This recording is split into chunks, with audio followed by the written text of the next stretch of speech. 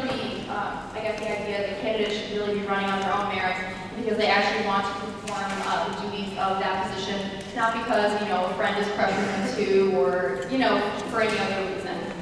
And also, not to mention too, I actually think it makes it more fair for, you know, people to run for president and EVP, because now they can say, when they say, you know, I want to run for president, they can run for president and don't have to worry about finding someone to run as their EVP. So that was another reason for that as well.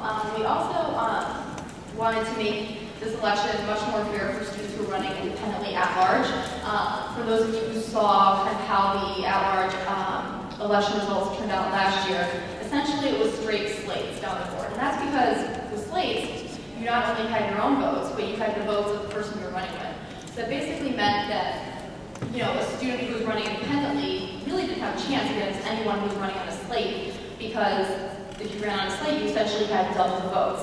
And also, too, we wanted to avoid the whole, well, I'm going to run on a slate just so I can get on independently at large and get someone else's votes as well. I guess the first question of yours I'm going to tackle is the question of breaking the slate. You know, that was one thing we really talked about, you know, is it too soon to be making these kinds of changes? Well, basically when we all met on Saturday and we're discussing, we kind of, basically what we were saying is, first of all, it's never too late to really make positive changes. First of all, we really needed to take care of the situation with independent at large, and honestly, having everyone run independently really is the best way to do that. Also, too, the reason or the rationale, to my understanding, of why they adopted the slates last year was because they wanted to make it so that the president and the EVP could work well together.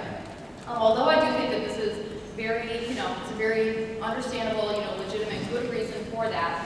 We were discussing, you know, what the positions of, you know, president and executive vice president are, and we basically decided, you know, the position of president is essentially to kind of, you know, manage the whole, you know, assembly, kind of motivate the group, inspire the group to kind of push their own initiatives and resolutions forward. And the position of the executive vice president was, you know, to essentially prepare the agenda.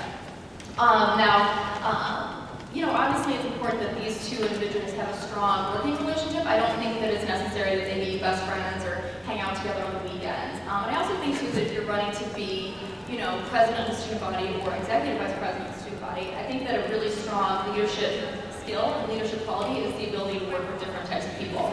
I know right now I'm a senior, I'm applying for jobs. The question I always get isn't, oh, if you could pick one buddy to work with, who would it be? It's how well do you work with people you don't like, and how well do you work with other people? Because essentially, you know, that's kind of how life works, is that you have to learn how to work with different people and different personalities, and that was really the rationale